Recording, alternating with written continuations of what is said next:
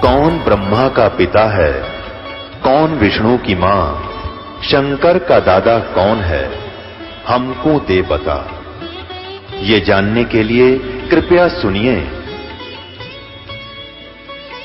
जगत गुरु तत्वदर्शी संत रामपाल जी महाराज के अमृत वचन सर्व पवित्र धर्मों के पवित्र शास्त्रों के आधार पर। लड़की सामने बैठी है, दोनों पैर उस लड़की के पैरों पर, और वो सेवा कर रही है अपने पिताजी की। और उनने कहा कि जाके देख लेना, श्याम ने वहां बैठते हुए वैसा के घर जाते हैं। अर्जुन गए, सामने देखा गुरुजी बैठे और लड़की के पैरों पर पैर रख करके वो सेवा कर रही है। शर्म के मारे एक बार आगे चले गए दोनों, फिर वापस आए कि भाई गुरुजी को कुछ समझाना चाहिए, तो बहुत गलत हो गया। सचमुच रही बात जो कह रहे थे सारी सत्य है।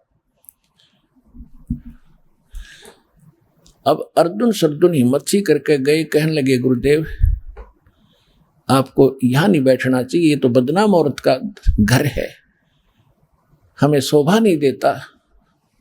तो परमात्मा ने कहा ऊंच नीच में हम रहें और ये हाड चाम की दे, अर्जुन सर्जुन समझियो तुम करियो शब्द सने। है परमात्मा ने क्या कहा, अरे भले आदमियों, इतने दिन हो गया मैंने आपको ज्ञान देते और तुम्हारे इतने सुख दिए, तब तो मैं भगवान था, अल्लाह का अवतार था, और आज मैं ढेर हो गया। तुम अपने जैसा कमीन मुझे समझ रहे हो तो भाग जा, तू यहां से जा। और समझ लेना आज के बाद अब तुम्हारा उद्धार नहीं होगा। अब वो विवेकशील थे दोनों, वही चरणों में गिर गए।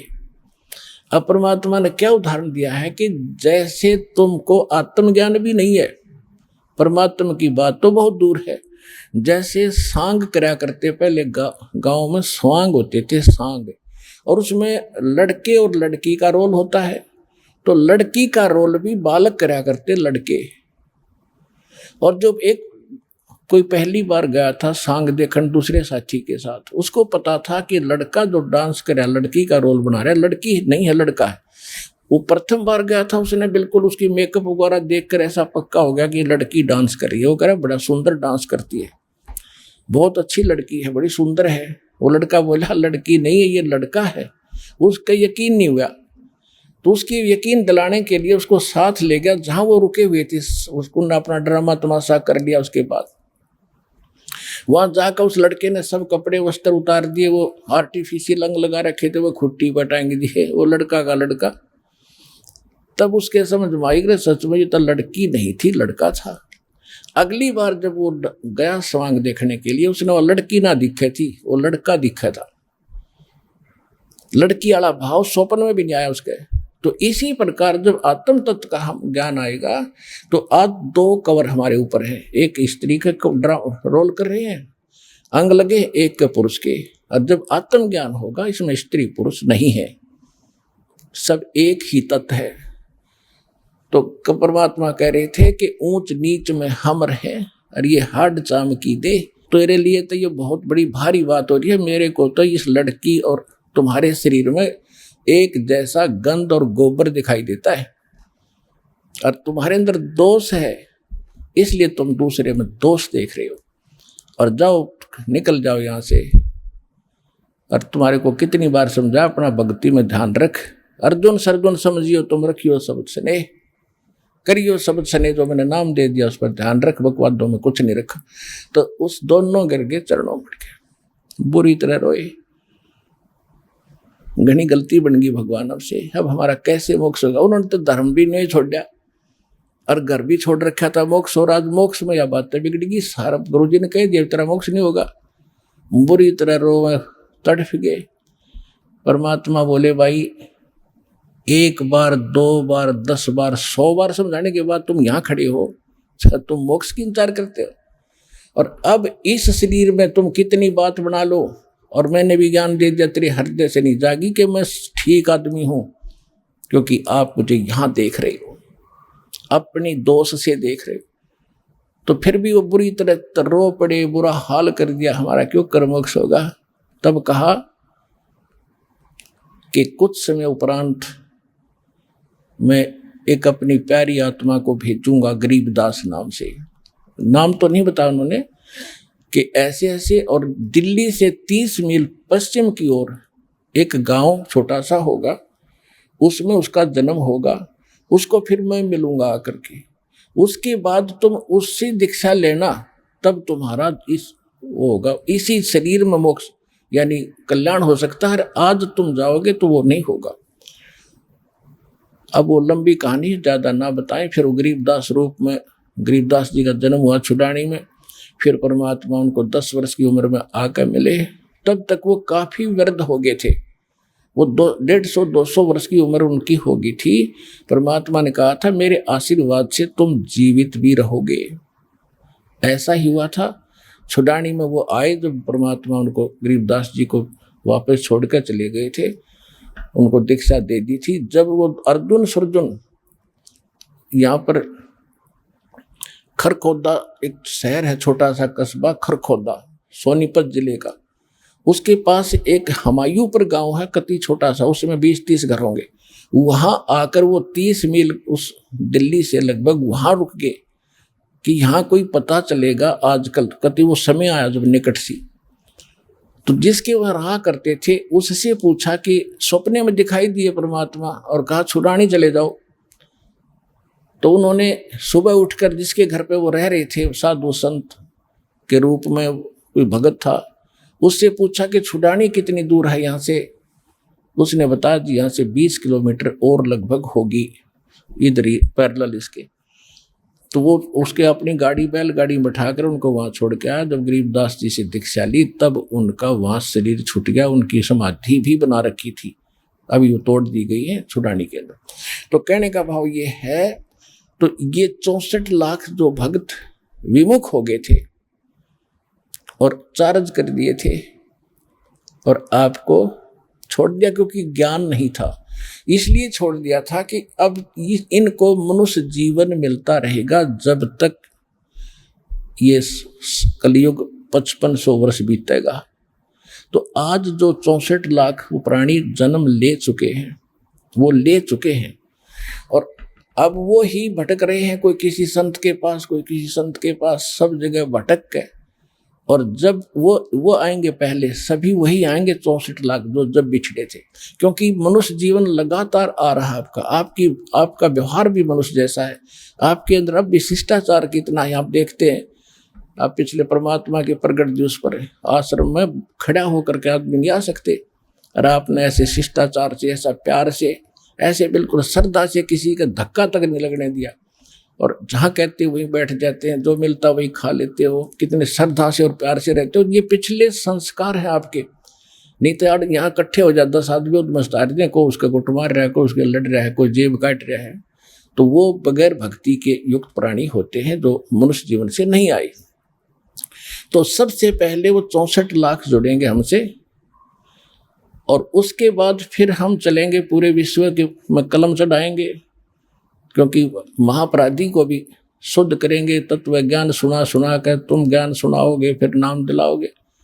तो परमात्मा का बोला वचन अब वो पूरा होगा, पूरा विश्व नाम लेगा, सबका कल्याण होगा।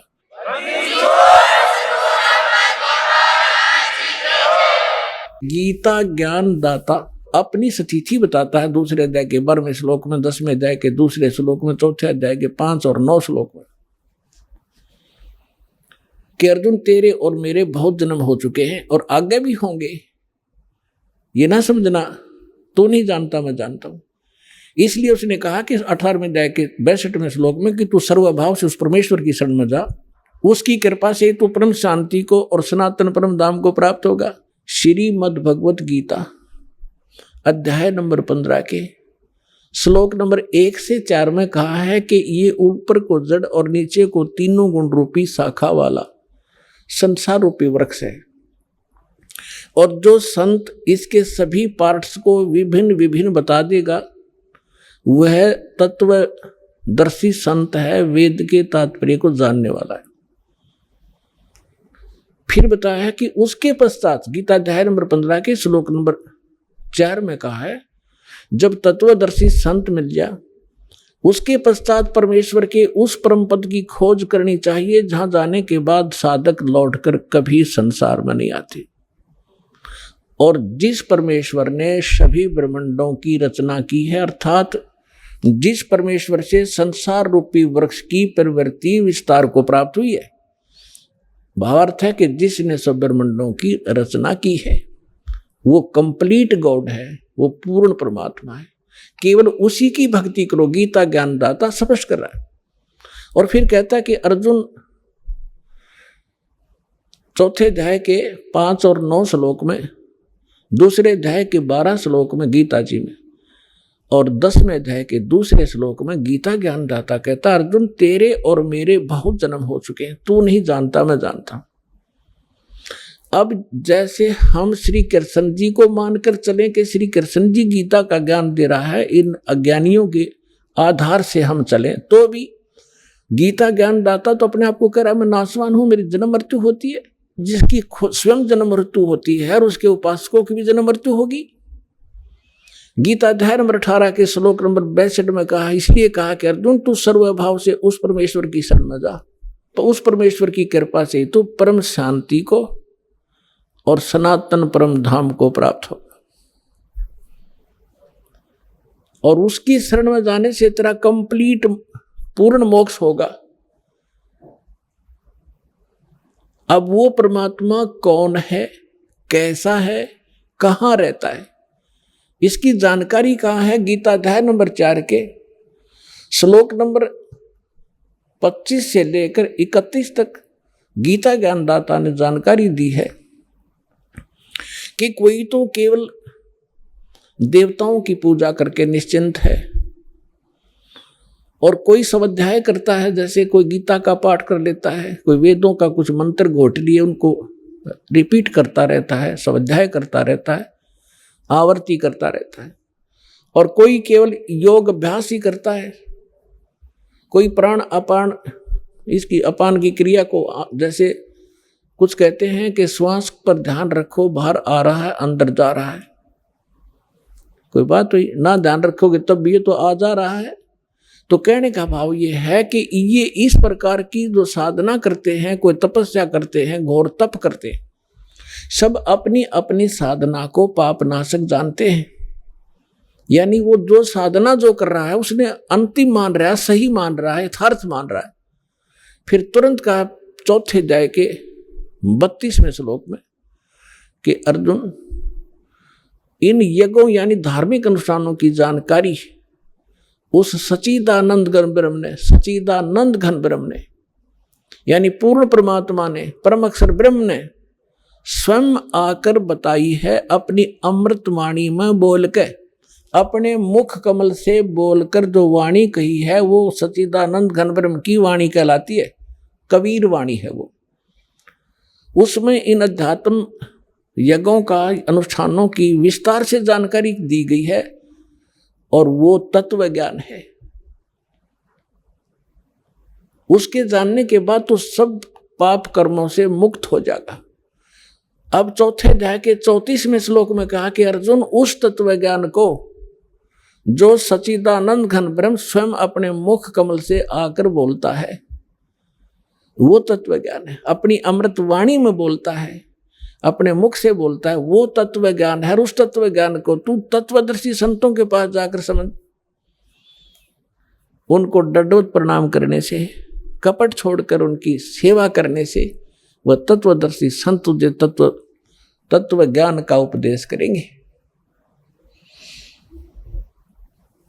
अपने आत्मा ये श्री मद् भगवत गीता का अनुवाद कर्ताओं ने अपनी बुद्धि को श्री कृष्ण जी पर फिट रखा कि श्री कृष्ण जी गीता का ज्ञान दे रहे हैं, श्री कृष्ण जी परब्रह्म हैं, श्री कृष्ण जी ही पूर्ण ब्रह्म हैं। और इसी को आधार मानकर गीता जी का अनर्थ कर डाला इन्होंने अनुवादों का। अनुत्तम को और सर्वश्रेष्ठ लिख दिया। अनुत्तम शब्द एक चौथी कक्षा के बच्चे ने पूछ ले, भाई बेड, अंग्रेजी में पूछ ले किसी बच्चे को, गुड किसे कहते हैं और बैड किसे कहते हैं, उत्तम किसे कहते हैं, अनुत्तम किसे कहते हैं। उत्तम श्रेष्ठ, अनुत्तम अश्रेष्ठ, घटिया। अरे ननाड़ियों ने, अज्ञानियों ने, अनुवादकर्ताओं ने अनुत्तम शब्द का अर्थ कर दिया जिससे उत्तम कोई और ना हो। है तेरा गजब है ये। अब थोड़ी सी झलक दिखाते हैं आपको कि गीता अध्याय नंबर 7 के श्लोक नंबर 12 से लेकर आपको 19 तक जानकारी देंगे आज। और जिसको सुनकर जो देखो पुण्यात्माओं, ये सत्संग है और ये ऐसा ज्ञान है, इसको समझने के बाद फिर संसार में कुछ भी समझना शेष नहीं रहेगा। पुण्यात्माओं, आप विद्यार्थी हैं, पूरे विश्व के मानव, आपको पोशाक अलग से मिली है। ये शरीर क्या है? एक चोगा है, चोला है। ये कवर हमारे ओरिजिनल शरीर के ऊपर, जो सूक्ष्म शरीर है उसके ऊपर ये कवर है, एक कपड़ा है। संतों ने इसको चोला कहा है। वस्त्र, गीता जी में इसको वस्त्र कहा है कि जैसे व्यक्ति पुराने वस्त्र त्याग कर नए वस्त्र ग्रहण कर लेता है, ये शरीर ऐसा है। तो ये जो ड्रेस आपको मिली है मानव वाली, आप विद्यार्थी हैं और आप अपना उद्देश्य भूल चुके हो, क्योंकि आपको टीचर ठीक नहीं मिला। क्योंकि संसारिक व्यक्तियों के जो क्रियाएं हम देखते हैं, हम उसी में ढल गए कि बस इतना ही काम है हमारा। और कभी तीज त्योहार हुआ तो थोड़ा बहुत बना के अपने करके पूजा पाठ खा लिया, बस इतना ही काम है। बाकी हमारा काम तो यही है, संसारिक करते हुए हमने ये इतना ही मान रखा था। बच्चे हो गए, इनका पालन पोषण कर दें, इनका विवाह कर दें, फिर इनका संतान हो जाए, हम मर जावा, फाइनल हो गया। अरे ये तो स्टार्ट भी ना करा मनुष्य का काम हमने, ये तो पशु पक्षी भी कर रहे थे इसी काम को। तो हमें टीचर ठीक नहीं मिले, जिस कारण से हमारी रुचि नहीं बनी जितनी बननी चाहिए थी। अब यदि परमात्मा ने ये विशेष मनुष्य जीवन ना देना होता, इसका कोई विशेष कार्य ना होता, तो 84 लाख प्रकार की बना दी योनियां, एक और बना देता उनके जैसी। ये उन पुण्यात्माओं को ये पोशाक मिली है जो बहुत पुण्यकर्मी प्राणी हैं, जो परमात्मा पाने योग्य नंबर प्राप्त हैं उनको, इसलिए उनको ये प्रवेश हुआ है इस भगवान वाली यूनिवर्सिटी में जिसमें परमात्मा पाया जा सकता है। उनको ये ड्रेस न्यारी मिलती है। स्कूल के बच्चे होते हैं, उनकी ड्रेस अन्य होती है, और अन्य जो बच्चे काम खेतों में करते हैं, मजदूरी करते हैं, उनकी ड्रेस अन्य होती है। इसी प्रकार आप विद्यार्थी हैं और आध्यात्मिक गुरु जो होते हैं ये टीचर होते हैं। और टीचर का काम होता है कि सिलेबस पढ़ावे, अपनी लोक वेद दंत कथा नहीं सुनाओ बच्चों को। वो तो दुश्मन होता है उनका जो सिलेबस से हटकर ज्ञान देता है। तो आज तक जितने भी हमारे धर्म गुरु थे, उन महापुरुषों को छोड़ जिनको भगवान मिले हैं, जिनके शुभ नाम दास ने पहले बता दिया आपको, बाकी सभी हमें लोक वेद सुना रहे थे, गीता अपने सदग्रंथों से हटकर ज्ञान सुना रहे थे।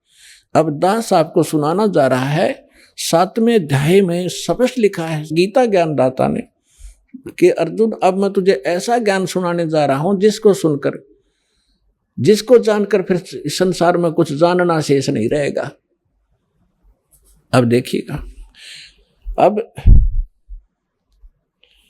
इससे पहले थोड़ा सा कंसेप्ट ये क्लियर करता हूं। 4थे अध्याय का 32वें श्लोक में इन्होंने गड़बड़ कर रखी है अनुवादकर्ताओं ने। ये देखिएगा 4थे अध्याय का 32वां श्लोक, ये है श्रीमद् भगवद गीता, गीता प्रेस गोरखपुर से प्रकाशित है। जयदयाल गोविंद का इसके अनुवादक हैं। और ये अध्याय नंबर 4 का और श्लोक नंबर 32। इसमें देखिएगा एवं बहुविधा यगा वितता, ये ब्रह्मण शब्द है, ब्रह्मण मुखे, ब्रह्मण मुखे। आप एजुकेटेड हैं पुण्यात्माओं, परमात्मा ने आपको शिक्षा इसलिए दी है कि आप भगवान को पहचानने में सक्षम हो जाए। नहीं तो पिछला इतिहास देख ले, दास का जन्म जब हुआ हमारे यहाँ कोई शिक्षा नहीं थी और सब सुख चैन से जिया करते थे। प्यार से रहते थे, बेईमाना नहीं था। इस शिक्षा ने हमारी नैतिकता खराब कर रखी है। जब से हम शिक्षित और अपने आप को विकास मानते हैं, जिसको बड़ा तरक्की कर ली, अपना पतन कर लिया हमने। ऐसी फिल्में देखते हैं बच्चे, ऐसा बिगड़ गया, आपस में प्रेम रहा नहीं। परमात्मा को मालूम था कि इसमें अवगुण बहुत हैं, इसलिए अभी तक हमारे तक इस विष को आने नहीं दिया था एजुकेशन वाले को। अब देना, ये एजुकेशन देना अनिवार्य समझा कि इसके बगैर ये समझ नहीं सकते भगवान कौन है, कैसा है। हमारे काल के दूत इनको मूर्ख बनाए बैठे, इसलिए परमात्मा ने आपको शिक्षा दी। और ये इंस्ट्रूमेंट बनाए जो आज आप प्रोजेक्टर देख रहे हो, चिप देख रहे हो, मोबाइल में अपना सत्संग सुन रहे हो, ये गॉड गिवन है, मनुष्य के सतर की बुद्धि का बनाया हुआ नहीं है। पुणात्मा 1994 में दास ने सत्संग शुरू किया था गुरुदेव के आदेश से। उससे पहले चैनल नहीं थे, उससे पहले ये VCR होया करती से, मोटे मोटे लीड तरह से होया करती, DVD वो चला करती थी, थोड़ी थोड़ी चली, शुरुआत हुई थी उनकी। और ना कोई टीवी चैनल थे। अब परमात्मा ने विस्फोट किया, ऐसे साधन बना दिए कि परमात्मा के बच्चे ये यथार्थ ज्ञान को घर बैठे देखेंगे और भगवान को पहचान कर दौड़े आएंगे, अपना कल्याण करवाएंगे और सदा के लिए सुखी हो जाएंगे। तो इसलिए ये रूबरू आपके किया जा रहा है कि अपने वो सदग्रंथ जिनको आप शिरोधार्य मानते रहे हो, अब श्रीमद् भगवत गीता का स्थान हिंदू समाज के अंदर अद्वितीय है। और जब हमारे वो क्यों है, क्योंकि इसके अंदर एक अनमोल ज्ञान है, इसलिए शिरोधार्य हमारे को और बहुत आदर से हम इस ग्रंथ का नाम लेते हैं, श्रीमद् भगवत गीता जी। अब इसमें लिखा क्या है, ये हमें संदेश क्या दे रहा है, इसके विपरीत हमें बताया जा रहा था। अमृत के स्थान पर हमें विष खिलाया जा रहा था। तो अब हम अमृत खाएंगे, विष त्याग देंगे। जब हमें पहचान हो जाएगी, तो इस पहचान के लिए आपको ये सदग्रंथ रूबरू कराए जाते हैं। अब देखिएगा, ये है अध्याय नंबर 4 का श्लोक नंबर 32। इसमें ये है एवं बहुविधा यज्ञा वितता ब्रह्मणे मुखे। ये ब्रह्मणे मुखे शब्द है। कर्मजान विधितान सर्वान एवं ज्ञातवा विमोक्षसे। इसका अर्थ इन्होंने कैसा किया है कि इस प्रकार और भी बहुत तरह के यज्ञ माने धार्मिक अनुष्ठान, इन्होंने ब्रह्मणे मुखे का अर्थ या अनर्थ कर दिया, वेद की वाणी लिख दिया। वेद की वाणी में विस्तार से कहे गए हैं और उन सब को तू कर्म जान। ये गलत है, शारीरिक क्रिया द्वारा संपन्न होने वाले जान। इस प्रकार तत्व से जानकर उनके अनुष्ठान द्वारा तू कर्म बंधन से सर्वथा मुक्त हो जाएगा। अब इन्होंने जो गड़बड़ की है यहां की है, ब्रह्मणे मुखे का अर्थ कर दिया वेद की वाणी। अब देखिएगा, कहते हैं चोर चुरावे तुंबड़ी और गड्ढे पानी में, वो गड्ढे व ऊपर आवे न सच्चाई छनी ना। अब किसी चोर ने किसी का तुम्बा चुरा लिया और उसने छुपाने की कोई जगह पाई ना, पानी में छोड़ा नीचे और बाहर बैठ जाकर इतनी देर में फिर आ ले ऊपर, वो फिर दबे, वो फिर कितना चमक जाए थोड़ा सा ऊपर ने। तो इन्होंने कोशिश बहुत की है सच्चाई को उस तुम्बे की तरह जल में छुपाने की, पर छुपा नहीं करता जल में तुम्बा। तो अब देखिएगा गीता अध्याय नंबर 17 के श्लोक नंबर 23 में यही शब्द है ब्रह्मणे। यहां इन्होंने अनुवाद ठीक कर दिया। ये देखिएगा अध्याय नंबर 17 का श्रीमद् भगवत गीता और श्लोक नंबर 23 में ओम तत्सत इति निर्देश है। ये ब्रह्मणे शब्द है। ब्रह्मणे त्रिविधे समर्थ है। ब्राह्मणा तेन वेदा च यज्ञा च विहिता पुरा। इसका अर्थ इन्होंने सही किया यहाँ पर। ओम ओम तत् तत् सत सत, ऐसे यह है 3 प्रकार का ब्रह्मणे माने सच्चिदानंद घन ब्रह्म का नाम कहा है। ये ब्रह्मणे का अर्थ ये है असली। ब्रह्मणे माने सच्चिदानंद घन ब्रह्म। अपने आत्माओं, ब्रह्म का अर्थ वैसे तो परमात्मा होता है, लेकिन ब्रह्म से जैसे ईश माने क्या होता है? स्वामी, मालिक, परमात्मा ईश कहो, ब्रह्म कहो। अब फिर परब्रह्म शब्द हो रहा है, हमने सुनने को मिला परब्रह्म, यानी इससे नेक्स्ट ब्रह्म, ब्रह्म से नेक्स्ट।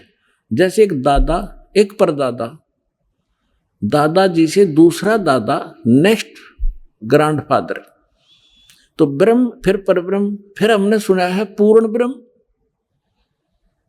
और महापुरुषों की वाणी में हमने सुना है पार ब्रह्म। पार ब्रह्म का अर्थ है कंप्लीट, सबके पार, सबसे पार वाला, सबसे आखिर वाला। तो श्रीमद् भगवत गीता अध्याय नंबर 15 के श्लोक नंबर 16 और 17 में 3 पुरुष हैं। पुरुष कहो, राम कहो, ईश कहो, ब्रह्म कहो। अब जैसे ब्रह्म, फिर परब्रह्म, और फिर पूर्ण ब्रह्म, इसी प्रकार गीता जी में 3 पुरुष बताए हैं 15वें अध्याय के 16 और 17 में। अब पहले वहां ले चलते हैं आपको, फिर ये सारा ज्ञान आपका समझ में आओगा। अपने आत्माओं इतने इंटेलिजेंट मानव बना है आज, इन कंप्यूटर को घुमा रहे हैं छोटे छोटे बेटे और बेटियां, इन मोबाइलों में ऐसे सिस्टम है, इनको बड़ी अच्छी तरह से सेट कर चला लेते हैं। अरे अध्यात्म मार्ग में सब तो पिछड़ गए हम, अब हम अध्यात्म मार्ग में ऊपर आएंगे, पूरा विश्व सुखी होगा, आप भी सुखी होगे, आत्मिक शांति होगी। जो परमात्मा काम किया करता हो, परमात्मा आपके साथ रहेगा, आपको वो सुख देगा। अब देखो कितने ही अच्छी फिल्म आप देख रहे हो, और कितनी सुख सुविधा आपने उपलब्ध कर दी वैज्ञानिक तरीके से, और कल एक जवान बेटे की मृत्यु हो जा, एक आंख नहीं सुहा, वो टेलीविजन और वो गाने उन्हें फोड़ने दिल कराए, न फूकदों की तगेर के। तो पुण्यात्माओं, ये नकली सुख है, असली सुख भगवान से मिलेगा, जो दास आपको विधि बताएगा। आप भी सुखी, आपका परिवार भी सुखी, आपकी 101 पीढ़ी पार हो जाएगी, वो मार्ग आपको बताएगा। अब देखिएगा 15वें अध्याय का ये 16 और 17 में 3 पुरुष हैं, 3 भगवान हैं, 3 ब्रह्म हैं। अध्याय नंबर 15 का ये श्लोक नंबर 16 यहाँ पर है। इसमें क्या है कि द्वौ इमौ पुरुषौ लोके सर्च अक्षर एवच सर सर्वाणी भूतानि कुटस्थ अक्षर उच्चते। 16वां श्लोक, इसका अनुवाद यहाँ पर क्या है? इस संसार में नाशवान और अविनाशी भी ये 2 प्रकार के पुरुष हैं। अब देखो, इन्होंने सर्वाने नाशवान, अक्षर माने अविनाशी कर दिया। ये लिखना था इस संसार में सरपुरुष और अक्षर पुरुष, ये पुरुषों है ना, ये दोनों संस्कृत में इसके साथ भी लगाया जाता है, अक्षर पुरुष और सरपुरुष। ये और इनको देखें तो नाशवान और अविनाशी ये 2 प्रकार के पुरुष हैं। पुरुष माने परमात्मा है, प्रभु हैं, भगवान है, ईश है, स्वामी है। और संपूर्ण प्राणियों के शरीर तो नाशवान है, जीवात्मा अविनाशी कहा जाता है। अब क्या है, ये सरपुरुष कितना मालिक है, अक्षर पुरुष कितना मालिक है, और परम अक्षर। अब तीसरा कौन है, वो तीसरा पहले दिखाते हैं आपको। तीसरा जो है वो परम अक्षर पुरुष है। अब यहां आपने 15वें अध्याय के 16वें श्लोक में 2 पुरुष हैं, सरपुरुष और अक्षर पुरुष। ये 2 प्रकार के पुरुष हैं, और इनके अंतर्गत जितने प्राणी हैं वो नाशवान है, और ये स्वयं भी नाशवान है। जीवात्मा तो गधे की भी नहीं मरती, कुत्ते की भी नहीं मरती। अब यहां देखो 15वें अध्याय के 17वें श्लोक में क्या लिखा है कि उत्तम पुरुष है तू अन्य। ये उत्तम पुरुष माने श्रेष्ठ परमात्मा तो इन दोनों से अन्य है, सर पुरुष और अक्षर पुरुष से। सर पुरुष, सर और अक्षर, नाशवान और विनाशी, ये 2 प्रकार के पुरुष हैं। इसमें लिखा है 17वें श्लोक में 15वें अध्याय के कि उत्तम पुरुष है तू अन्य, परमात्मा इति उद्धारत है, ये लोग तरम आविश्य विवर्ती अवैश्वर है। उत्तम पुरुष तो अन्य ही है, इन दोनों से कोई और है, वो श्रेष्ठ भगवान परम अक्षर ब्रह्म 3रे नंबर का। उत्तम पुरुष तो अन्य ही है, जो तीनों लोकों में प्रवेश करके सबका धारण पोषण करता है। वो अविनाशी परमेश्वर परमात्मा इस प्रकार कहा जाता है। इसी 15वें अध्याय के प्रथम मंत्र में ये देखिएगा, 15वें अध्याय का प्रथम मंत्र में इसमें कहा है कि ऊर्ध्व मूलम अधः शाखम अश्वत्थम प्राहु अवम छंदासी यस्य पर्णानि ये तम वेद स वेदवित्। इन्होंने अनुवाद किया है कि ऊर्ध्व मूलम, आदि पुरुष परमेश्वर मूल वाले, इसका अर्थ करना था ऊर्ध्व माने ऊपर को, जड़ वाला वो तो पूर्ण परमात्मा है, और अधः शाखम, यहां इन्होंने अधः का अनर्थ कर दिया ब्रह्मा रूप मुख्य शाखा वाले। नहीं, अधः माने नीचे होता है, ऊर्ध्व माने ऊपर होता है। इसमें अधः 2 बार है, अधः अधः, ये दूसरे श्लोक में। अब यहां इन्होंने, और ऊर्ध्व ऊर्ध्वम भी है, यहां देखो, इन्हीं का अनुवाद देखते हैं। अधः माने नीचे है, अधः माने नीचे, अधः माने नीचे, और ऊर्ध्व माने ऊपर, ऊर्ध्वम माने ऊपर। अब यहां देखो, हम फिर आगे वापस 15वें अध्याय के प्रथम श्लोक में, ऊर्ध्व मूलम अधः शाखम, ऊर्ध्व मूलम अधः शाखम, ये अधः शाखम, ये ऊर्ध्व मूलम अधः शाखम अश्वत्थम प्राहु अव्यम अविना छंदासी यस्य प्रणानी ये तम वेद स वेदवित। अब इन्होंने ये गलत किया है, यह लिखना था ऊपर को जो जड़ वाला, ऊपर को जड़ वाला वो तो परमेश्वर है, पूर्ण परमात्मा है, ये ठीक है। अधः शाखम गलत कर दिया, नीचे को शाखा वाला, और संसार रूपी पीपल के वृक्ष को अविनाशी कहते हैं, वेद जिसके पत्ते कहे गए हैं। और उस संसार वृक्ष को जो व्यक्ति, जो संत मूल सहित तत्व से जानता है, वह है सवेदवित, वह वेद के तात्पर्य को जानने वाला है। है वो तत्वदर्शी संत है जो इस संसार रूपी वृक्ष के सभी विभागों को बता देगा। ये देखिएगा, संसार रूपी वृक्ष दिखाता हूं आपको पहले। ये है ऊर्ध्व मूलम अधः शाखम, अधः शाखम, ऊर्ध्व मूलम अधः शाखम अश्वत्थम प्राहु अव्यम छंदासी यस्य प्रणानी ये तम वेद स वेदवित। अब देखिएगा, ये है वृक्ष जो जमीन से बाहर दिखाई देता है। परमेश्वर ने, कबीर परमेश्वर जी ने 600 वर्ष पहले अपना ज्ञान बताया था एक, और वो लीला ऐसी ही करते हैं, अपने मुख कमल से यथार्थ ज्ञान बोलते हैं, और उस ज्ञान को फिर लिपिबद्ध कर लिया जाता, वो सच्चिदानंद घन ब्रह्म की वाणी कहलाती है। उसमें उन परमात्मा ने कहा था, अक्षर पुरुष एक पेड़ है और सरपुरुष वाकी डार, निरंजन कहो सरपुरुष कहो, और तीनों देवा शाखा है बाई पात रूप संसार। उस परमेश्वर ने वो परमात्मा जैसे रामानंद जी को मिले थे, स्वामी रामानंद जी को, उन्होंने जब परमात्मा को ऊपर देखा, फिर नीचे उसी एक सिंपल वेशभूषा में धानक जुलाहे रूप में बनारस में देखा। जब कहा था दोहु ठोड़ है एक तू भया एक से दो, और गरीबदास हम कारणे तुम आए हो मगदो, तुम साहेब तुम संत हो, तुम सतगुरु तुम हंस, और गरीबदास तेरे रूप बिना। रामानंद जी कह रहे और न तू जान, तुम ही साहेब हो, तुम परमात्मा हो, सतगुरु सच्चा ज्ञान देने वाले आप ही हो, तुम साहेब तुम संत हो, तुम सतगुरु तुम हंस।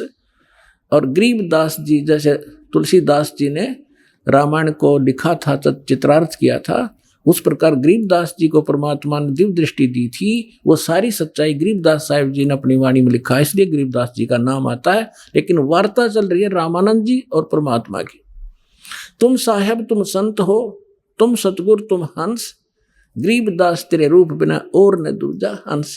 बोलत रामानंद जी सुनो कबीर करतार, कहे कबीर गरीबदास सब रूप के तुम ही सृजनहार। तो यहां बताया जाता है कि तुम सतगुरु भी आप ही हो, सच्चा ज्ञान आपके बिना इस पृथ्वी पर कोई जानता ही नहीं। तो परमात्मा आए थे एक, हम उसको कवि कह करके फाइनल कर दिया, उनकी क्लोज कर दी फाइल को।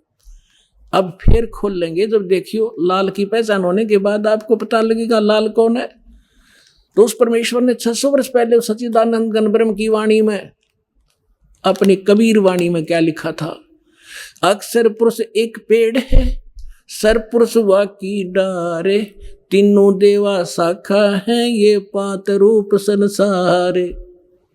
और वे गीता क्या कहती है 15वें अध्याय का प्रथम मंत्र, कि जो संत इस उल्टे लटके संसार रूपी विभाग वृक्ष के सभी विभाग पत्तों सहित जड़ से लेकर पत्तों तक बता देगा, वो तत्वदर्शी संत है। पहचान बताई है तत्वदर्शी संत की।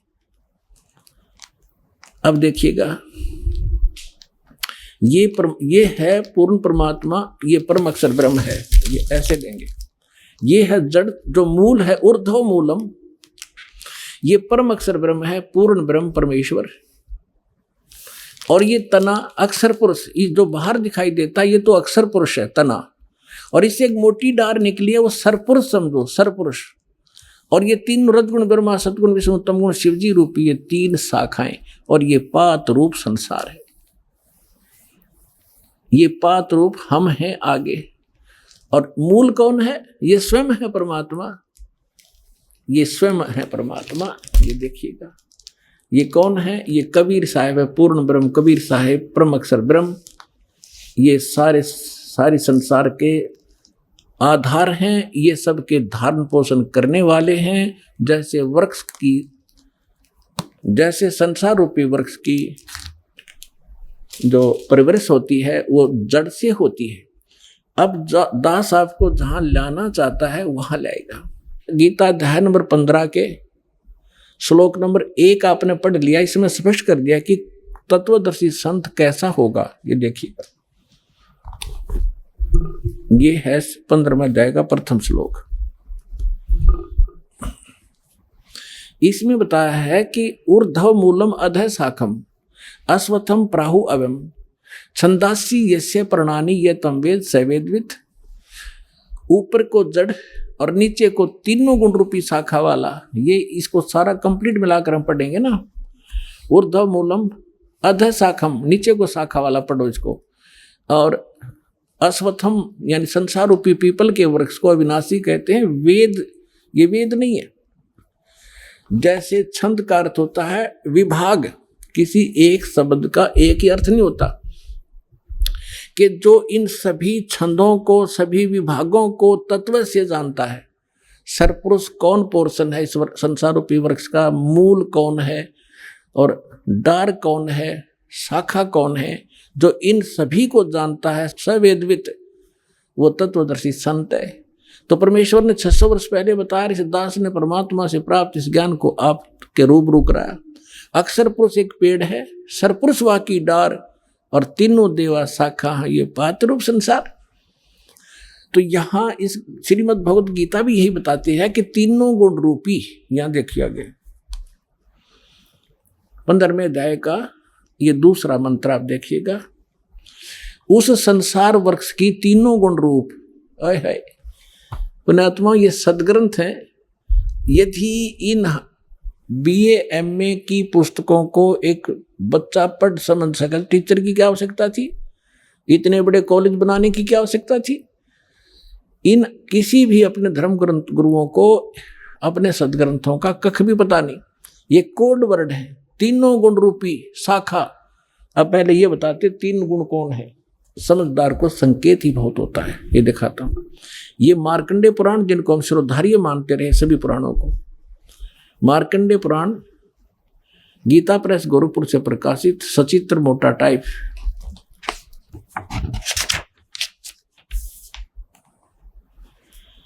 गीता प्रेस गोरखपुर से प्रकाशित है। इसके 123 पृष्ठ पे देखिएगा।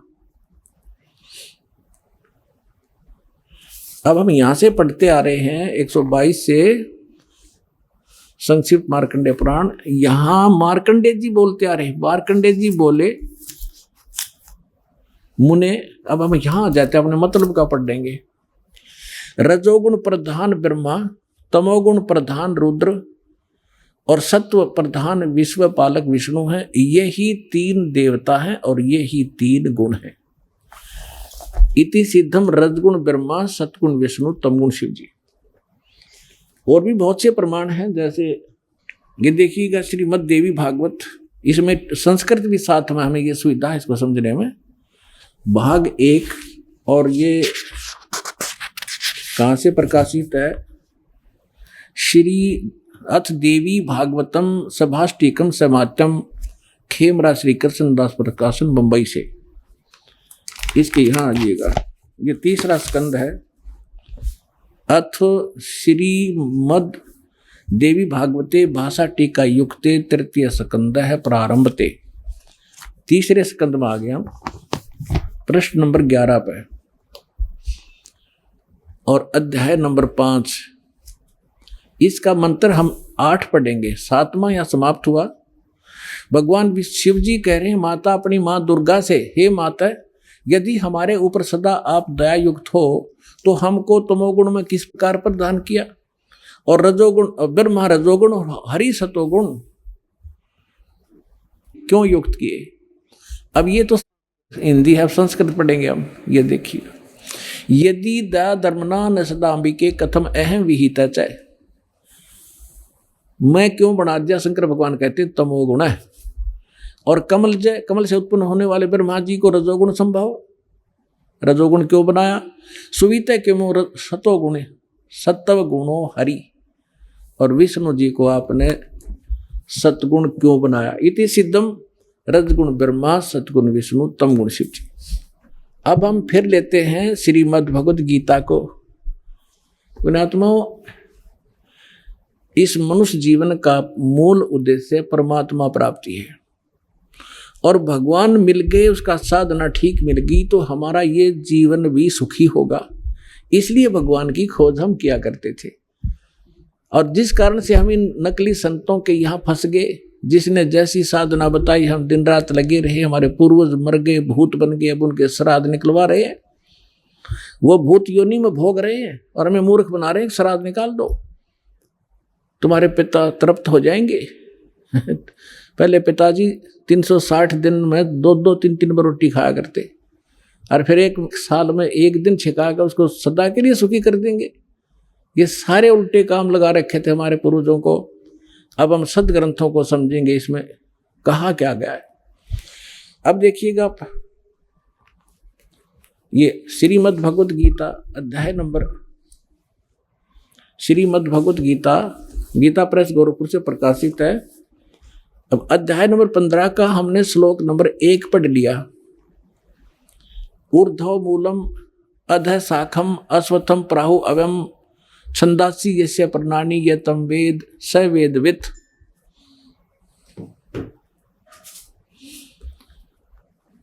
ऊर्ध्व मूलम माने ऊपर को जड़ जो है वो तो पूर्ण परमात्मा समझो। नीचे को अधः शाखम, नीचे को शाखा है, ये संसार रूपी पीपल का वृक्ष को अविनाशी कहते हैं, वेद जिसके पत्ते कहे गए।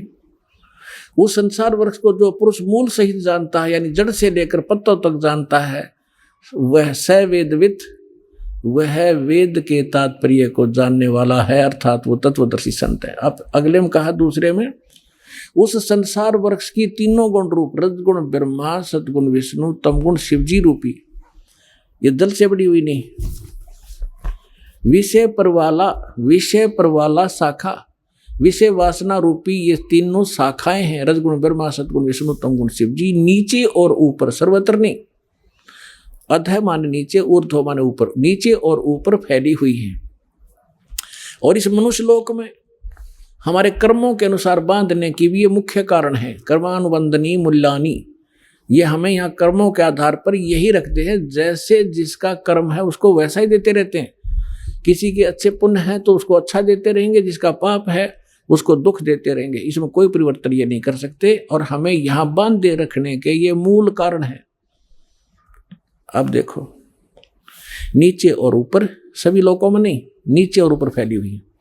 अब तीसरे में क्या कहा है कि इस संसार वर्ष का स्वरूप जैसा कहा है वैसा यहाँ विचार काल में नहीं पाया जाता। यानी मेरे और तेरे डिस्कशन में जो गीता जी का ज्ञान मैं दे रहा हूँ, इसमें मैं कंप्लीट नहीं बता पाऊंगा उस परमात्मा के बारे में। इसलिए ऑप्शन छोड़ रखा है इसने। चौथे अध्याय के 34वें श्लोक में कहा कि उस तत्व ज्ञान को जो परमात्मा स्वयं अपने मुख कमल से बोलता है, चौथे अध्याय के 32 और 34 में, वो तत्व ज्ञान है। उस तत्व ज्ञान को तू तत्वदर्शी संतों के पास जाकर समझ। गीता ज्ञानदाता कहता मैं नहीं जानता उसको कंप्लीट। यहाँ स्पष्ट कर रहा है कि यहाँ विचार काल में जो गीता का ज्ञान मैं तुझे दे रहा हूँ, मैं इसको कंप्लीटली नहीं बता पाऊंगा। तेरे और यहाँ मेरे विचार काल में ये पूर्णतः नहीं पाया जाता, उसको किसी और से समझ। ये देखिएगा, इस संसार वृक्ष का स्वरूप जैसा कहा है, यानी सृष्टि रचना जैसी मुझे पता है, वैसा यहाँ विचार काल में, यानी गीता जी के डिस्कशन में, इस विचार विमर्श में नहीं पाया जाता, इसमें नहीं मिलेगा तेरे को, क्योंकि न तो इसका आदि है न इसका अंत। इसको पता नहीं गीता ज्ञानदाता को, तथा न इसकी अच्छी प्रकार कोई सचिथि है। इसलिए इस सुविरुद्ध मूलम, यानी सुविरुद्ध माने अति दृढ़ मूल वाले, यानी परमात्मा का जो ऊपर का लोक है, सतलोक, अलखलोक, अगमलोक और अकहलोक, जिसे नामी लोक कहते, वो अविनाशी है, उसका कभी नाश नहीं होता। इसलिए सुदृढ़ मूल तो उसका सुदृढ़ कहा है। वो सुदृढ़ मूलम, सुदृढ़ यानी अविनाशी रूपी मूल वाले जो स्थान जहां भगवान रहता है वो अविनाशी है। यहां उसका संकेत देखिएगा, सुविरुद्ध मूलम, इस अति दृढ़ मूल वाले अश्वत्थ संसार रूपी पीपल के वृक्ष को दृढ़ इन्होंने क्या कर दिया, असंग शस्त्रेण छित्वा, इन्होंने कर दिया वैराग रूप शस्त्र द्वारा काट कर। ये कहना था तत्व ज्ञान रूपी शस्त्र द्वारा काट कर, यानी उस तत्व ज्ञान जो मैं वो संत बतावेगा, भगवान का बोला हुआ ज्ञान वो बताता है, वो है तत्व ज्ञान रूपी शस्त्र। उस ज्ञान रूपी उलझी गुत्थी को तत्व ज्ञान रूपी शस्त्र तक काट के उसके पश्चात, ये देखिए 15वें अध्याय का 4था श्लोक, ये देखिएगा 15वें अध्याय का गीता अध्याय नंबर 15 और श्लोक नंबर ये है 4। उसके पश्चात उस परम पद रूप परमेश्वर को भली भांति खोजना चाहिए, जिसमें गए हुए पुरुष यानी साधक फिर लौटकर संसार में नहीं आते, और जिस परमेश्वर से पुरातन संसार वृक्ष की प्रवृत्ति विस्तार को प्राप्त हुई है, उसी आदि पुरुष नारायण की मैं शरण हूँ। इस प्रकार दृढ़ निश्चय करके उस परमेश्वर का मनन और निधि ध्यान करना चाहिए। परपदेवा ने पूजा होती है, इन्हें अड़ंगा डांड से मतलब था। इसका है कि उस परमात्मा ने जिसने सब ब्रह्मांडों की रचना की है, संसार रूपी वृक्ष जिससे विस्तार को प्राप्त हुआ है, यानी जिसने सब की रचना की है, वो परमात्मा है। गीता ज्ञानदाता अपने से अन्य परमात्मा के विषय में कह रहा है कि उसकी पूजा करनी चाहिए। गीता अध्याय नंबर 18 के श्लोक नंबर 62 में स्पष्ट किया है कि सर्वभाव से तू उस परमेश्वर की शरण में जा, उसकी कृपा से तू परम शांति को और सनातन परम धाम को प्राप्त होगा। और इसमें स्पष्ट कर दिया कि उसके पश्चात तत्वदर्शी संत मिलने के बाद तत्व ज्ञान के द्वारा इस अज्ञान को हटाकर काट कर उसके पश्चात परमेश्वर के उस परम पद की खोज करनी चाहिए, जहां जाने के बाद साधक फिर लौटकर कभी संसार में नहीं आते। अपने विषय में गीता ज्ञानदाता दूसरे अध्याय के 12वें श्लोक में 10वें अध्याय के दूसरे श्लोक में कहता, अर्जुन तेरे और मेरे बहुत जन्म हो चुके, तू नहीं जानता मैं जानता हूं। तो इसे सिद्ध है कि यदि हम गीता ज्ञानदाता की भक्ति करेंगे तो हम फिर भी जन्म मृत्यु में रहेंगे, हमें कंप्लीट मोक्ष नहीं होगा, शाश्वत स्थान नहीं मिलेगा, हमें परम शांति नहीं हो सकती। इसलिए तत्वदर्शी संत की खोज करने को कहा है। राज आपको खोज करा करा पा गई, दास है उस तत्वदर्शी संत, आपका जचियो कद्दे फिर।